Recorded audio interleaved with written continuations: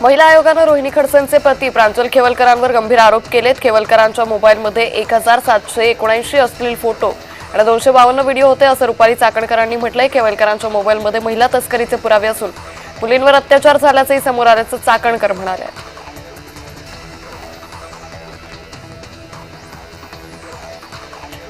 प्रांजल खेवलकर यांचा तपास पोलीस नाही तर रुपाली चाकणकर करत असल्याचं दिसतंय, अशी टीका एकनाथ खडसेंनी केली आहे। माझा जावई असो की इतर कुणी असो त्याला शिक्षा दिली पाहिजे, मात्र बदनामीचं हे षडयंत्र असल्याचंही खडसे म्हणाले।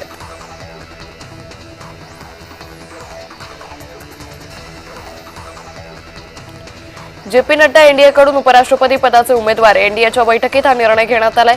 जगदीप धनखडांनी राजीनामा दिल्यानंतर उपराष्ट्रपती पद हे रिक्त आहे।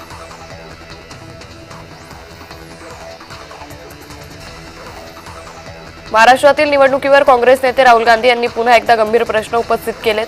महाराष्ट्रात 5 महिन्यात 5 वर्षांपेक्षा जास्त मतदार जोडले गेले तेव्हा आमचा संशय वाढला आणि त्यानंतर सायंकाळी 5 वाजल्यानंतर मतदारात मोठी वाढ झाल्याचा आरोप त्यांनी केला।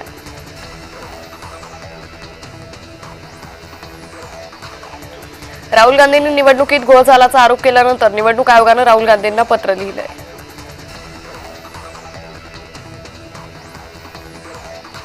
तर राहुल गांधींच्या आरोपांवर मुख्यमंत्री फडणवीसांनी प्रत्युत्तर दिलंय। खोटं बोलून अपयश झाकण्याचा राहुल गांधींचा प्रयत्न असून ते प्रत्येक वेळी वेगवेगळे आकडे दाखवतात। राहुल गांधी खोटं बोलतात असं फडणवीस म्हणाले।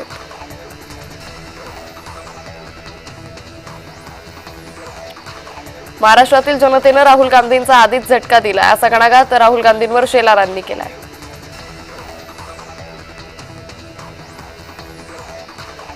परफॉर्मन्स नसलेल्यांना फेरबदलांचे संकेत एकनाथ शिंदेंनी दिलेत। वादग्रस्त वक्तव्यांमुळे पक्ष आणि सरकारचं नाव खराब होतंय, त्यामुळे विरोधकांना कामातून उत्तर द्या असं म्हणत उपमुख्यमंत्री एकनाथ शिंदेंनी मंत्र्यांना तंबी दिली।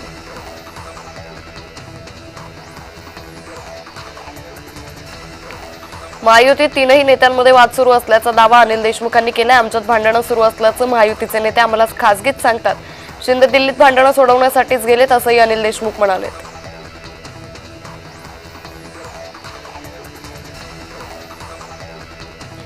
माजी खासदार नवनीत राणा यांना पुन्हा जीवे मारण्याची धमकी देण्यात आली आहे। सोशल मीडियावर रील्स तयार करून नवनीत राणा यांना गळा कापून जीवे मारण्याची धमकी मिळाली। या प्रकरणी राजपेठ पोलिसात गुन्हा दाखल झाला आहे।